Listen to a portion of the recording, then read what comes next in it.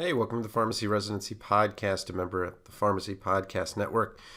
It's going to be an interesting conversation here.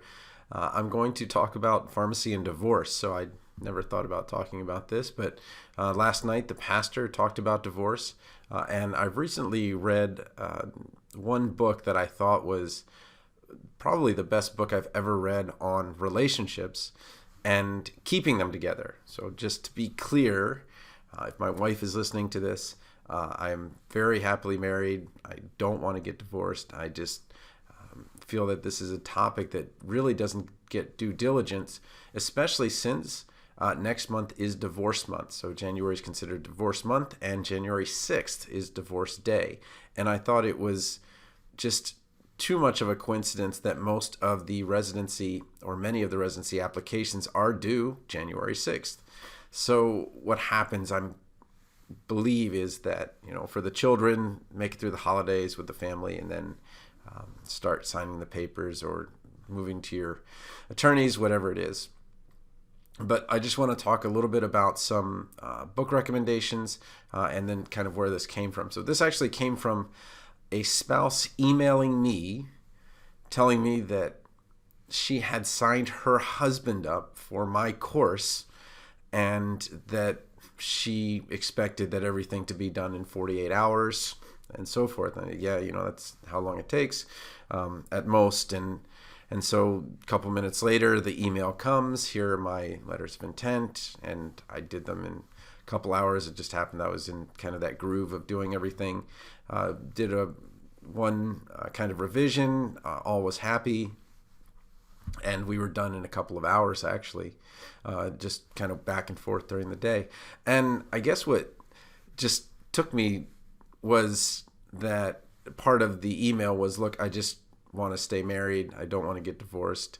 And what was happening was, this is really just kind of a small sliver of a much bigger picture, which is there are times when you dive in so much to something that you're not really paying attention to what's going on outside of you, and that person is getting ignored or that family is getting ignored.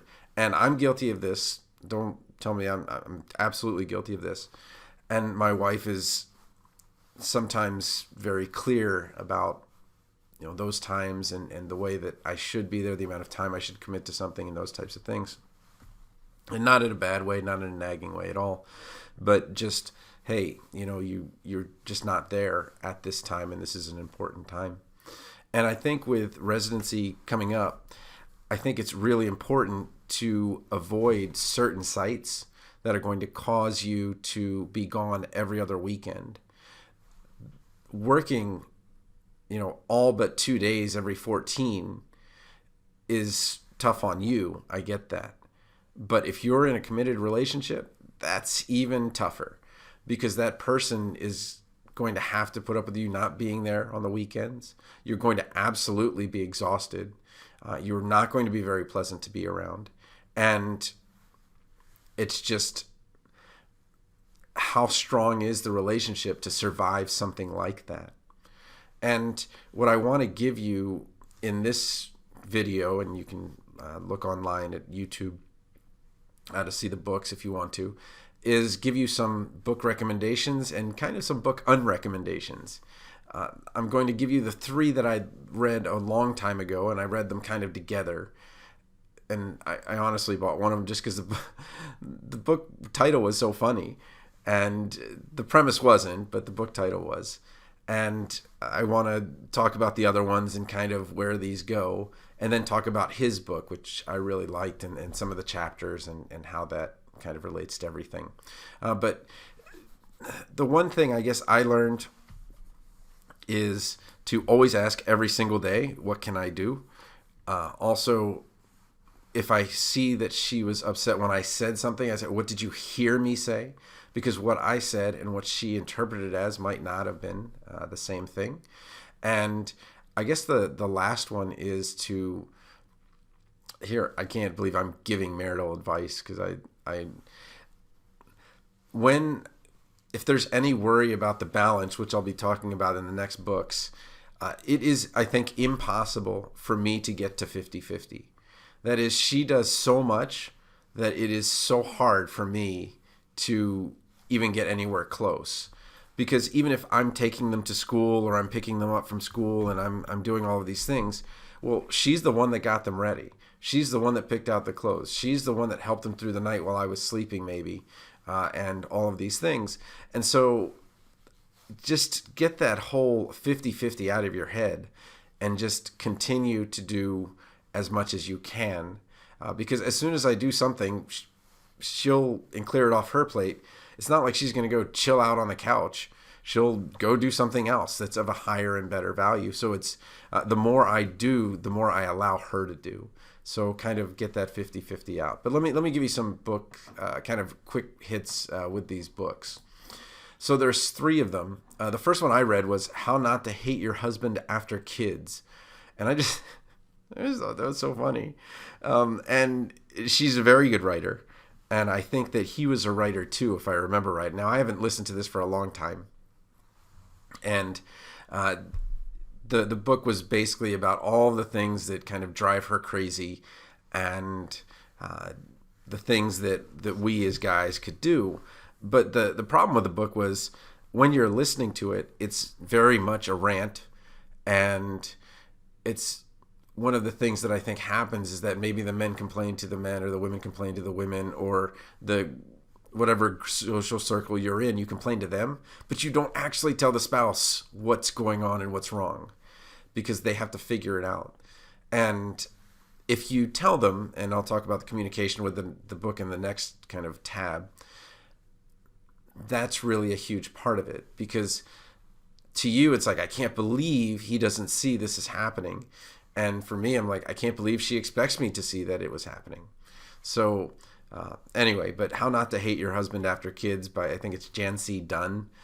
It was just, she's talking about how once you have a child, how things kind of go down. And I remember being at an ASHP event, and I don't remember where it was. I want to say maybe it was in New Orleans, but I remember the guy was from Louisiana because of his accent.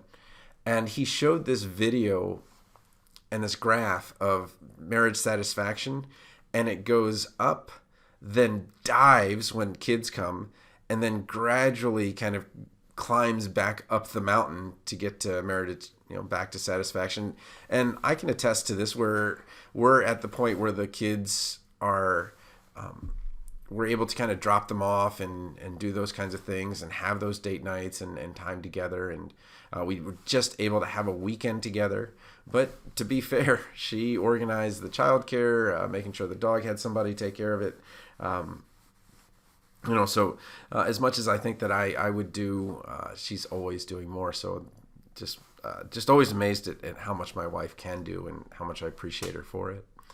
The next one, I wasn't really a big fan, but Fair Play, a game-changing solution for when you have too much to do and more life to live. This was on Reese Witherspoon's book list, and I think their families are friends. So I guess I was kind of turned off that Reese was friends with somebody that's on her book list before she kind of read the book. And it makes sense. Like, oh, I wrote a book. Hey, it should be on my list. Oh, this is great, But it's an attorney who's talking about the fairness. And so you see the scales of justice on the front. And it's Eve Rodsky, and she talks about her performance at a very high level. I think she's a Harvard-trained attorney.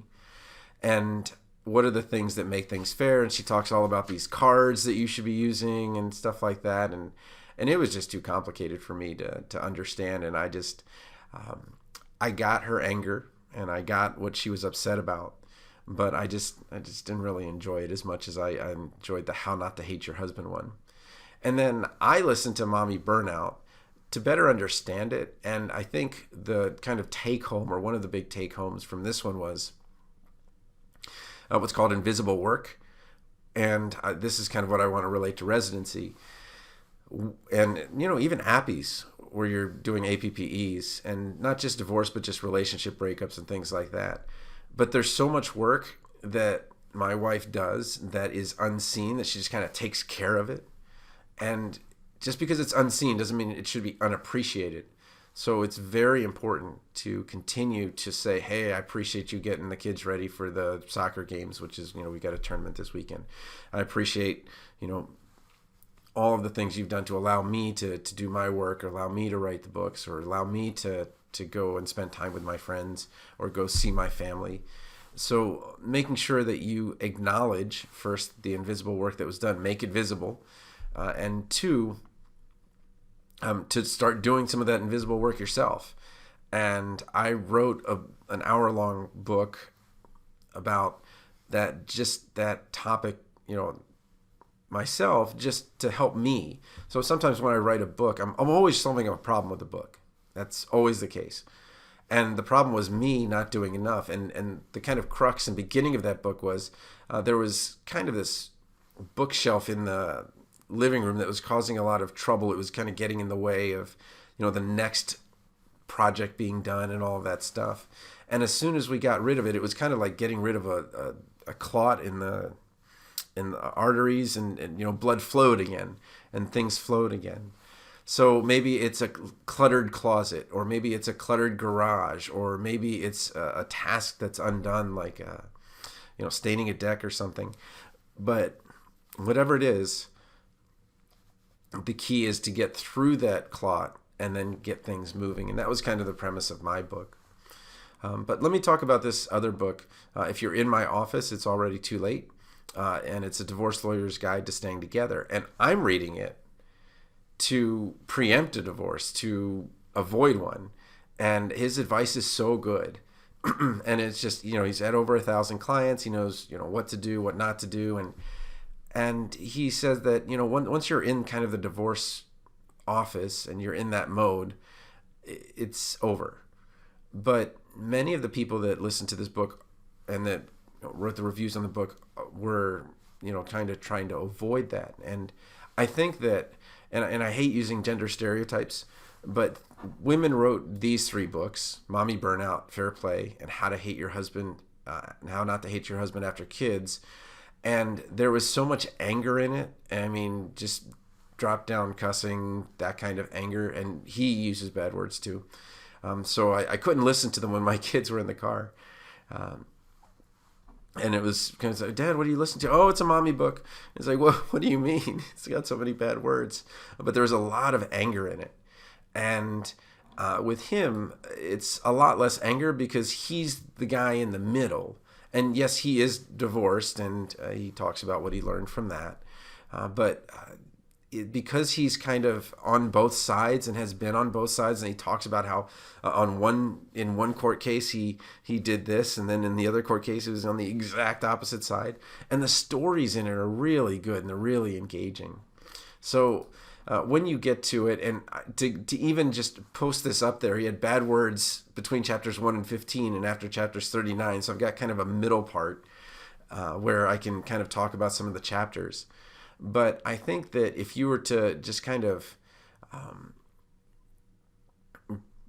talk about, what it is that he, the heart of the story that he's getting to is, he's saying that if you want this life to continue, if you want this relationship to continue, the work you're going to have to put in is really in communicating what it is that you need and having hard conversations. And they say marriage is hard.